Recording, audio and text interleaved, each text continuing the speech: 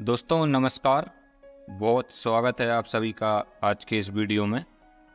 आज के इस वीडियो में हम परफेक्ट बेसल डोज के बारे में चर्चा करेंगे कि फसलों में बेसल डोज परफेक्ट क्या होना चाहिए। और बेसल डोज का मतलब है कि बुआई के समय ज़मीन में दी जाने वाली खाद, जिसे हम बुआई करते समय ज़मीन में देते हैं, उसी को बोलते हैं बेसल डोज। तो ये परफेक्ट इसका कॉम्बिनेशन क्या होना चाहिए, क्या मिश्रण होना चाहिए, उसके बारे में हम आज के वीडियो में चर्चा कर रहे हैं। तो वीडियो को गौर से देखिएगा, क्योंकि ये जो बेसल डोज है यही वो खाद है जो फसल को बुआई से लेकर फसल पकने तक पोषण देती रहती है। थोड़ा थोड़ा पोषण फसल यहीं से लेती है, जड़ों के माध्यम से। और अगर इसमें कोई गड़बड़ हो गई तो फिर बाद में आप कितना भी अच्छा स्प्रे कर दें, कुछ भी कर दें, उससे कोई फ़ायदा नहीं होने वाला। तो चलिए हम जान लेते हैं कि परफेक्ट बेसल डोज क्या होना चाहिए। तो हम सभी ये तो जानते हैं कि किसी भी फसल को बेसिक रूप से 3 आवश्यक पोषक तत्व चाहिए होते हैं। 3 ऐसे तत्व हैं जो आधारभूत हैं, उनको चाहिए ही चाहिए। उनमें से पहला है नाइट्रोजन, और दूसरा है फास्फोरस, और तीसरा है पोटेशियम, जिसे हम पोटास भी कहते हैं। लेकिन मूंग की जो फसल है, या फिर ऐसा कहें कि जितनी भी दलहनी और तिलहनी फसलें हैं, ऐसी फसलें जो दाल वाली होती हैं और ऐसी फसलें जिनसे तेल निकलता है, उनमें एक चौथा तत्व भी चाहिए होता है जिसका नाम है सल्फर। ये जो तत्व है इसको ज़्यादातर किसान भूल जाते हैं, तो इसमें चौथा सल्फर भी चाहिए।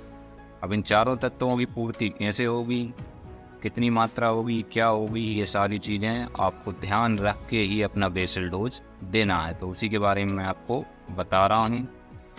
हर फसल में अलग अलग पोषक तत्वों की अलग अलग मात्रा ज़रूरत होती है फसल के हिसाब। लेकिन हम जान रहे हैं मूंग के बारे में कि मूंग में क्या करना है। तो मूंग में नाइट्रोजन की बहुत ही कम मात्रा की ज़रूरत होती है। ज़्यादा नाइट्रोजन मूंग को ज़रूरत नहीं होती है, क्योंकि मूंग एक ऐसी फसल है जो अपनी ज़रूरत का सारा नाइट्रोजन वायुमंडल से ही ले लेती है। क्योंकि वायुमंडल में 80% नाइट्रोजन है, ये आप जानते होंगे। तो मूंग नाइट्रोजन को वायुमंडल से ले लेती है। फिर भी हमें 15 से 20 किलो नाइट्रोजन दे देना चाहिए। तो ये हो गया नाइट्रोजन, 15 से 20 किलो हमें देना है। इसके बाद फास्फोरस भी हमें लगभग 20 किलो से 22 किलो तक प्रति एकड़ देना है। इसके बाद है पोटास। तो पोटास हमें 30 किलोग्राम प्रति एकड़ के हिसाब से देना है। और अंत में है हमारा सल्फर। तो सल्फर 6 से 8 किलो प्रति एकड़ देना है। ये 4 बेसल डोज अगर आपने परफेक्ट दे दिए तो आपकी फसल बहुत ही अच्छी होगी और पैदावार भी शानदार होगी। तो मात्रा हमने जान ली। अब हमें इनकी पूर्ति कैसे करना है, क्योंकि कोई भी एक ऐसा खाद नहीं है जिसमें ये सब मात्रा आ जाए। डीएपी लोग डालते हैं, उसमें ये सब नहीं होता है। उसमें सिर्फ नाइट्रोजन है और फास्फोरस है, बाकी की 2 चीज़ें हैं ही नहीं। और लोग डीएपी को ज़्यादा डालते हैं तो उससे नहीं मिलता। और यूरिया आप डाल नहीं सकते। 12-32-16 है जो कि पूर्ति कर सकता है, लेकिन 12-32-16 आसानी से मिलता नहीं है, और फिर ज़्यादा मात्रा में चाहिए तो और ज़्यादा दिक्कत है। तो इसके लिए एक कॉम्बिनेशन है जिसके बारे में हम समझेंगे। लेकिन उससे पहले वीडियो को लाइक कर दीजिए और इस चैनल को सब्सक्राइब करके बाजू वाला घंटी भी ज़रूर दबाइए, ताकि मेरे आने वाले सभी वीडियो आपको लगातार मिलते रहें। तो चलिए फार्मूला जानते हैं। बेसल डोज के लिए मूंग में सबसे अच्छा खाद हो सकता है 20-20-0-13। इसका दूसरा नाम है अमोनियम फॉस्फेट सल्फेट। इसे 20-20-0-13 के नाम से भी जानते हैं और हमें अमोनियम फॉस्फेट सल्फेट के नाम से भी जानते हैं। ये बहुत ही ज़रूरी खाद है, बहुत अच्छी खाद है, जो कि हमारी मूंग की फसल के लिए एकदम परफेक्ट। आपको अलग से मेहनत करने की कोई ज़रूरत नहीं। तो इसमें जो नाइट्रोजन है वो है 10 किलो। 50 किलो के बोरी की बात कर रहा हूँ।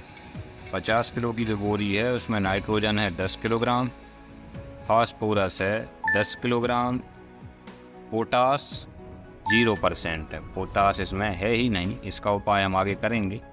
और सल्फर है लगभग 7 किलो। तो 3 पोषक तत्व आपको मिल गए, नाइट्रोजन मिल गया, फास्फोरस मिल गया और सल्फर मिल गया। बचा केवल पोटास।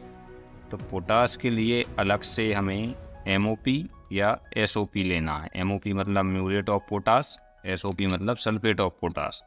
तो MOP या SOP जो भी आपको मिल जाता है अलग से आप ले लें, और 30 किलोग्राम प्रति एकड़ के हिसाब से ये पूरा कॉम्बिनेशन मिश्रण बना लें आप मिश्रण। और बेसल डोज की इतनी मात्रा जो है ये पर्याप्त है। इसका पूरा आप कॉम्बिनेशन बनाएं और प्रति एकड़ के हिसाब से बुआई करते समय चाहे तो छिड़काव कर दें, फेंक करके डाल दें खेत में, या सीड ड्रिल में डाल के बीज के साथ इसको ज़मीन में दे दें। इसके बाद समय समय पर हम जो भी PGP या PGR का स्प्रे करते हैं उनसे अन्य पोषक तत्व भी फसल को मिलते रहते हैं। और इस फार्मूले का इस्तेमाल करके हम अपनी मूंग की फसल से अच्छी पैदावार ले सकते हैं। मेरा हमेशा कहना रहता है कि खेती अगर कर ही रहे हैं तो थोड़ा सा बुद्धिमानी से और समझबूझ कर करें। भेड़ चाल में चलते रहेंगे, दूसरों को देखकर चलते रहेंगे, जो चला आ रहा है वही करते रहेंगे, तो कभी खेती से फ़ायदा नहीं ले पाएंगे। आशा करता हूँ कि वीडियो आपको पसंद आया होगा। बहुत बहुत धन्यवाद। जय हिंद, जय भारत।